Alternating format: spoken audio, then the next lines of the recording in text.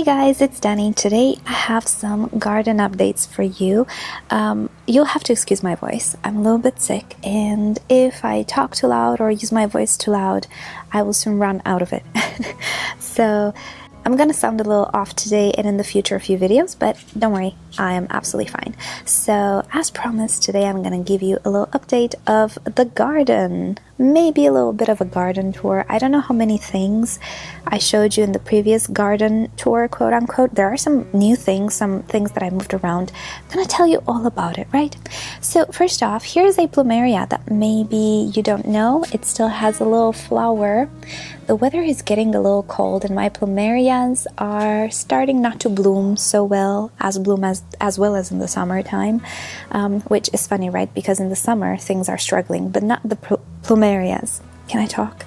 Anyway, it needs to be planted and I already know where I'm gonna plant it. It's a beautiful pink Plumeria that I bought after I showed you the garden tour. Quite a big girl, right? So yeah, needs planting. Beautiful pink color, beautiful lemony scent, very, very nice. Now down here, you must remember the Pentas, right? Well, look at them. They're still in full bloom. I don't even know if I showed you them planted or in pots. Anyway, I purchased a few more ever since that video, but here they are. They have done so well over the ending of the summer, let's say, and autumn. They're still blooming like heck. Look at that. All I do is kind of remove the spent inflorescence, let's say. I dead hit them, as they say, and they just keep on putting out blooms, and they're absolutely phenomenal. I really love them. In my area, these guys are perennial, actually. So I'm pretty sure in winter they might lose their leaves, but the stems will get a little bit woody and will remain here, so I can just prune them, and I'm sure in the spring they will come back. So yeah, they absolutely love the sunny area, which is weird, and they can do well in shade as well. Now the sun is a little low in the sky, so they don't receive as much sun, but they still do great. Now these two bushes, I have one here and one there. These are Murrayas. I don't know if I showed you them in my first tour. I don't know if I had them. They are also called mock lemon tree or mock citrus, something like that. I don't have them in bloom anymore, but they produce tiny white flowers that smell absolutely delicious. And when the flowers are done, they make these little berries, which I think you can see right now. They are green, but they will turn red and orange. They will look so festive, so nice.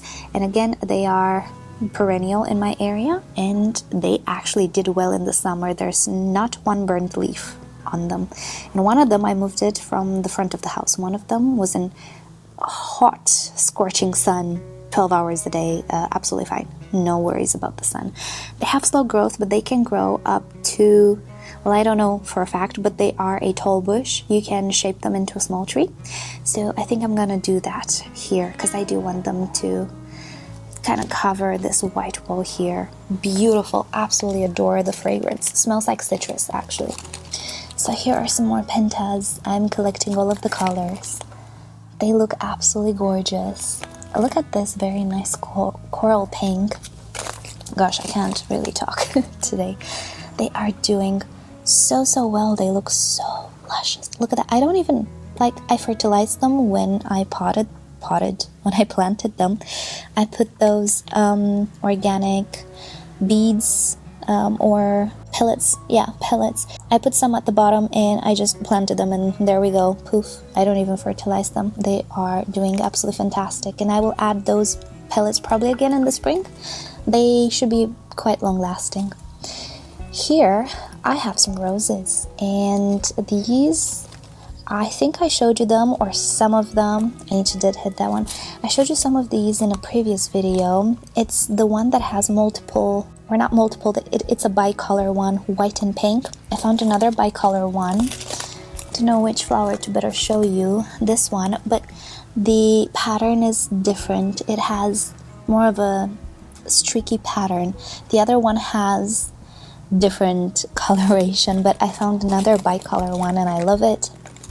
This one is also a bicolor. I'm gonna try to post some pictures because I know I took, because these flowers They don't look like anything, but it's a sort of sunsety yellow-orange color. It is a bicolor in the sense that it has a yellow center, but then at the margin of the petals it's quite orange, and it's beautiful. They're supposed to be mini roses, but they're quite big. I'm going to show you the mini roses in front of the house in a sec. These are a little larger. None of them are fragrant, sadly, but they are looking very beautiful, and I just couldn't help myself. I had to buy some roses. I already pruned them once, and they're already, you can see, producing new buds and new shoots. And again, I did not fertilize them other than those beads. I should actually get some rose fertilizer, to be honest. Yeah, need to find one. Here's the second Murraya. She's partly in the sun, looking very, very nice. Here is one of, oh dear, one of my older Plumerias. It's the white Plumeria. Yeah, the sun is blasting a little. Sorry about that, but it's the perfect time of day to film. And in the front yard, you'll see it's very sunny, but there are very cool things to show you there as well.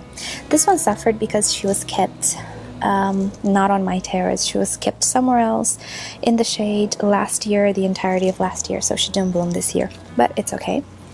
Down there we have my white, or actually pink, Bougainvillea that I received from my best friend. And look, she's getting bushier and bushier.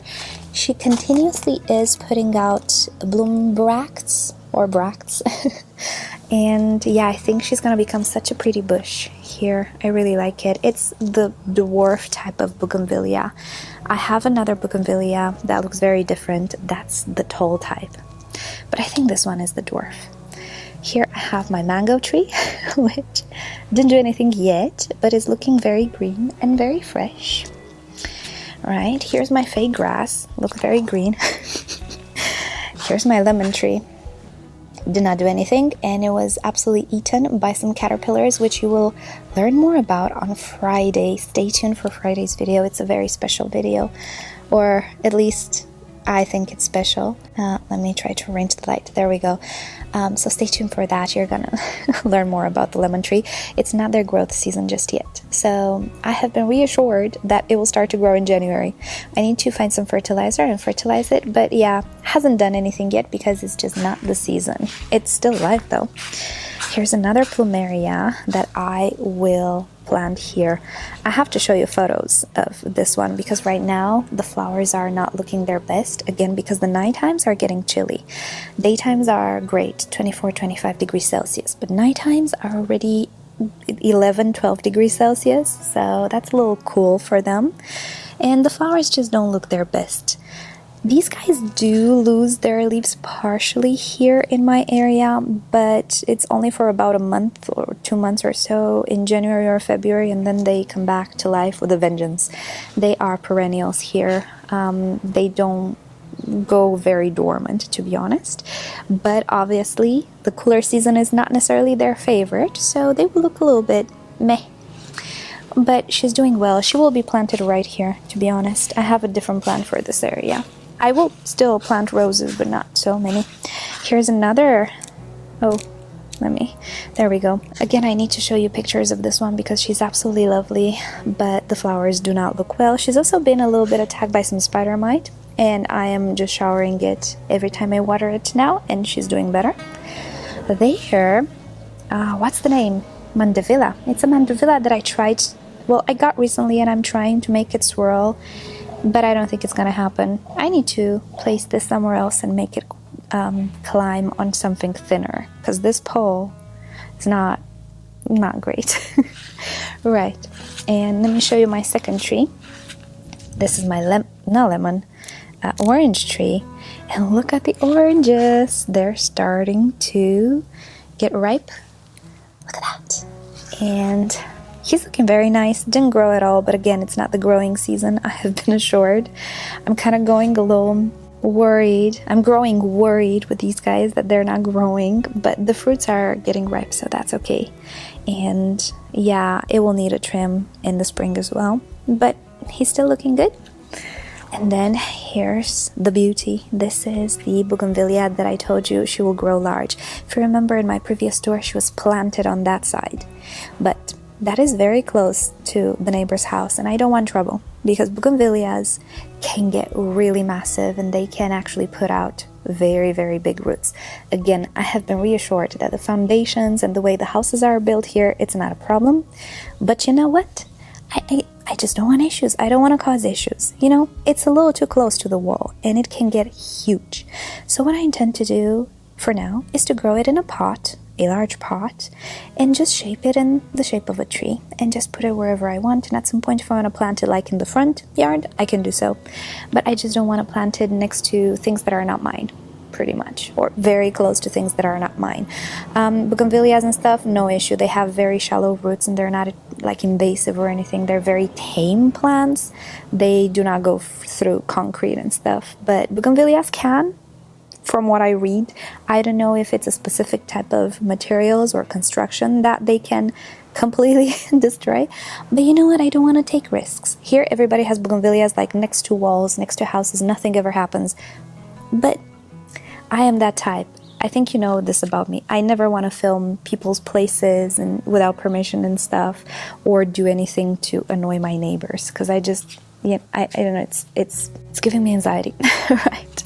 So this is my pomelo, and again, it's almost ripe. Look at these guys. Look at these guys. I hope he's delicious. It's the white type of pomelo. People like the red type, but you know what? I have a memory. I ate once pomelo in Romania, and it was the white one, imported of course. It was the white one, and I thought it was the best thing ever. So that's why I got a white one. We'll see if the fruit are good, but yeah, he's not growing actually. He's just ripening his fruits. Right, so let's go in the front yard now. I will warn you, it's a little sunny, so we'll see how this goes. Right, goodness.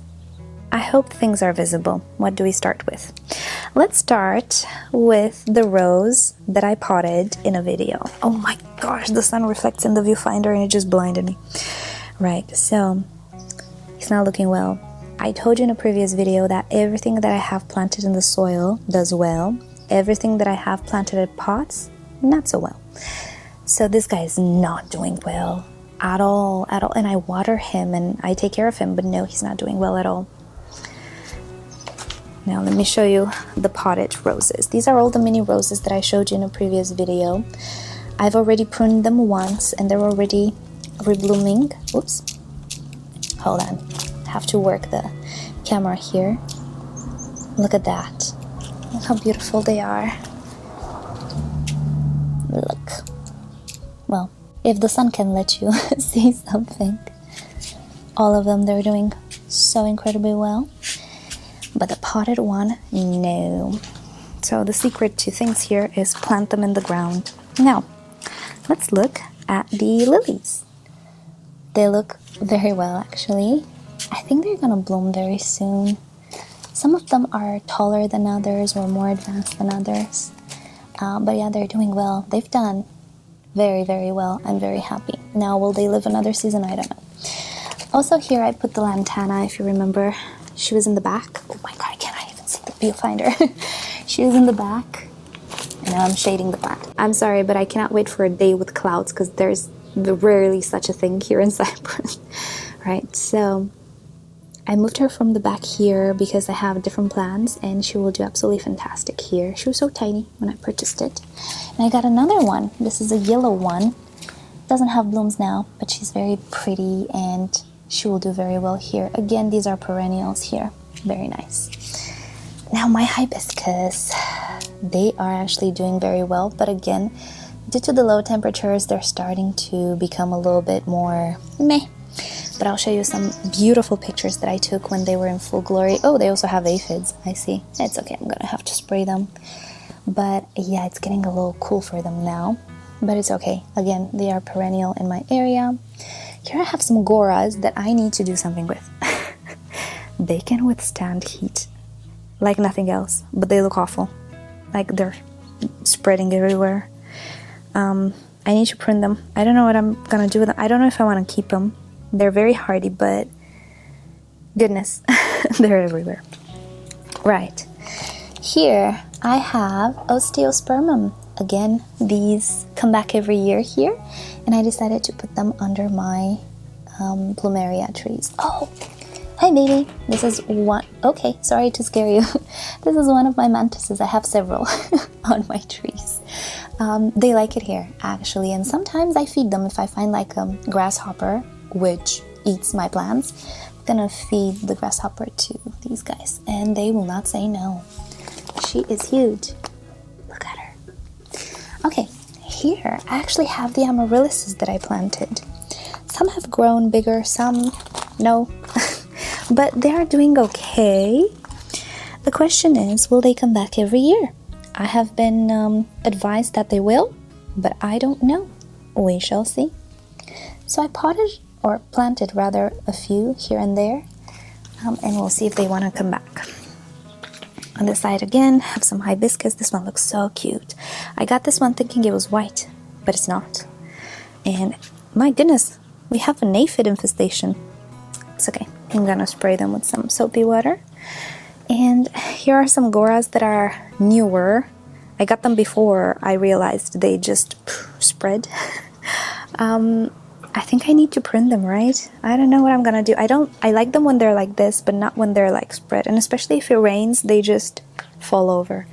I don't really like that. So we'll see. Right, a few more amaryllis here. And oh, my white Plumeria has decided to bloom again, but the low temperatures affect a little bit the blooms. They don't fully open. What to do? Plumeria is looking great. Oh, look at her. She's gonna be a big fluffy tree here. I love Plumerias. A few more things I'm gonna show you. This is my Jatropha, and it has to be, honestly, my favorite little thing in my garden. This one will grow up to be a tall bush or a small tree. I mean, I'm gonna shape it into a small tree. It's kind of, I cannot really show you up, but it's growing. Maybe I can show you like this. Yes, look at that. She will be a beautiful, beautiful tree, perennial in my area with beautiful red flowers. I cannot tell you how much I adore this one. And there is my Sambac Jasmine, growing slowly and surely. I decided to plant it here because, again, I don't want something that can create a mess on the other side to the neighbor. And I moved this one. This one was planted there, but I moved it because the red flowers fall everywhere. I do not mind them one bit, but maybe the neighbor will, so I don't want to risk it. So I moved this one here, and I'm not gonna let it spread more than up to the wall. And on the wall, I'm just gonna put tiny shrubs that don't do any type of mess. I mean, you know, I'm overthinking it. Maybe there's never gonna be any problem, you know, with like leaves on the driveway or anything. But who knows? Who knows? I have lived in very many places in my life, and I have met all sorts of people. And some are more fussy than others. And it's absolutely horrendous for me to have to talk to neighbors about stuff that bothers them. I would rather do anything else on earth than have a face-off with a neighbor. I hate confrontation, really do. I actually forgot to show you my variegated hibiscus. I have him potted here, and he's still blooming. He's still looking nice. I absolutely love this one, and I am seriously wondering if I should put it in the soil somewhere or not. I don't know. Maybe I will. I kind of like to display it here, but it's very thirsty. It will be much better in the soil, but I don't know where to put it so I don't completely scorch it. But he's doing so great, and he's so beautiful. I love hibiscuses, and the foliage is just absolutely beautiful. So that's about it for today's mini tour. Maybe there are a few more things that I didn't film, but yeah, it's too sunny at this point there, and I'm getting a little bit too hot. The sun can still burn here. And yeah, anyway, I hope you've enjoyed this, and I shall keep you up to date with everything. I really like this little path. Here I will want to plant some veggies like tomatoes and stuff, but that's gonna happen in the spring, so that's why it's still empty. And this is just the walkways here. At some point I was thinking, well, that's a waste of space, but I don't know, maybe I'm gonna keep the walkway because it makes a nice separation here, because this area I wanted, you know, I want to go there and do stuff there, so I think I need the walkway. Anyway, so far so good with the garden. Much different experience than on the terrace, and also much different experience when things are in the ground. My goodness, I cannot believe it. The roses, at least, are just not okay in pots here for whatever reason. But anyway, so that is about it. Thank you so much for watching. Hope you enjoyed hanging out with me today, and I hope my voice was not very annoying, but it's gonna continue for the next days. Anyway, I hope you'll have a great day. I'll see you next time. Bye.